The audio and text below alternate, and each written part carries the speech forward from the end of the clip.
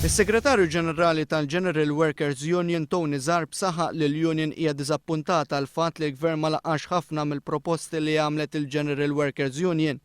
Tony Zarb qal li fost il-proposti mhux milquwa kien hemm dwar l-aġġustament tal-kola, reviżjoni fil-paga minima u l-Gvern itaffi piżijiet bħal kontijiet tad-dawlu l-ilma. Proposta oħra li Workers Union resqet kienet illi l-Gvern kellu itaffi mill-pisijiet li tafa' fuq il-poplu, speċjalment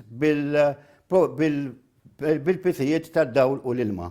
Il-Gvern mhux tal-li ma taffix il-pis fuq il-poplu, tal-li żied il-taxxa fuq il-fuel. Fl-ewwel reazzjoni tagħha l-Union ħaddiema moqogħdin qalet li l-budget jipprova jindirizza l-faxix differenti tas-soċjetà.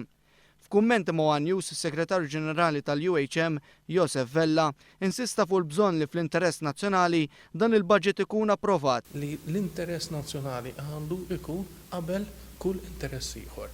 U huwa budget li jiena nixtiequ jgħaddi mhux għax biss hemm inizjattivi li huma tajbin, imma mħabba l-kontinwità ta' tmexxija tal-pajjiż. Min-naħa tagħha l-Union tal-Għalliema saħqet li għalkemm hemm punti pożittivi f'dan il-budget, fl-istess nifs il-Gvern għadu ma solvix kwistjoni li għandu mal-MUT dwar il-gradi tal-LSAs.